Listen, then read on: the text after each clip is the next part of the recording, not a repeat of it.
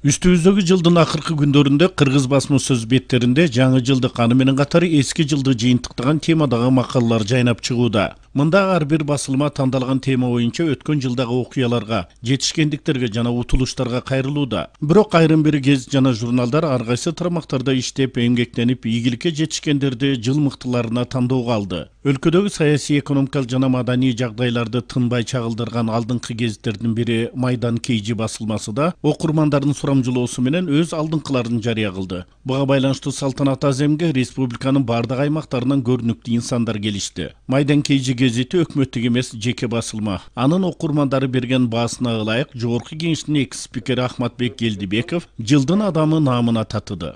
Чындыкты сүйлөгөн, чындыкты жазган, чындык эч качан ийилбейт, бирок ошонун кандайдыр бир убакыт келгенде кадыр баркы, элге сиңген эмгеги сөзсүз түрдө кайтат да. Гезиттин жыл мыктыларынын арасында Жогорку Кеңештин азыркы чакырылышында бир катары депутаттар орун алган. Алар Улукбек Ормонов, Бактыбек Сыдыков, Нургазы Нишанов жана башкалар. Мындан тышкары басылма коом пикирин иликтөө менен жылдын мыкты телекомпания жетекчиси деп 7 каналдын башкы директору Алтынбек Жумаевди тапкан. Майдан Кейжи газетасы бүгүнкү күнү ошол жылдын мыктыларын аныктап жатат. Биз терең ыраазычылык билдиребиз. Албетте Кыргызстандын демократиялык өнүгүшүнө өзүнүн салымдарын кошкон чыгам инсандарды ошол жаңы жылдын алдында өздөрүнүн жакшы окурмандарынын сый урматтарын көрсөткөндүгү үчүн биз дагы ошол коллективге Нургазы жетектеген иштерине ийгилик, ошол ар дайым эле эл менен эл тарапта болушун терең каалап кетебиз.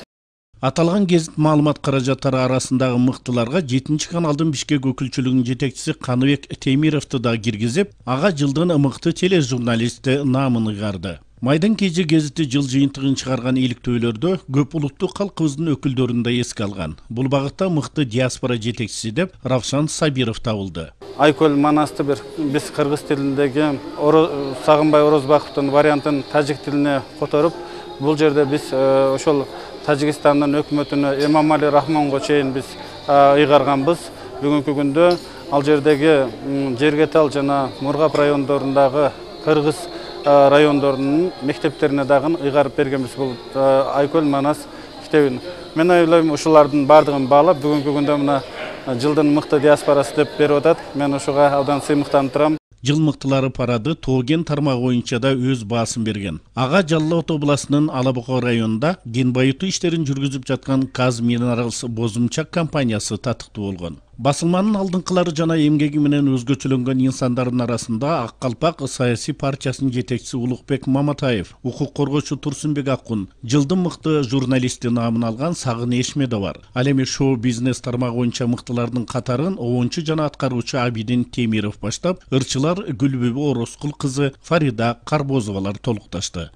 Каныбек Темиров, Марат Парпиев, 7 каналы Бишкек өкүлчүлүгү.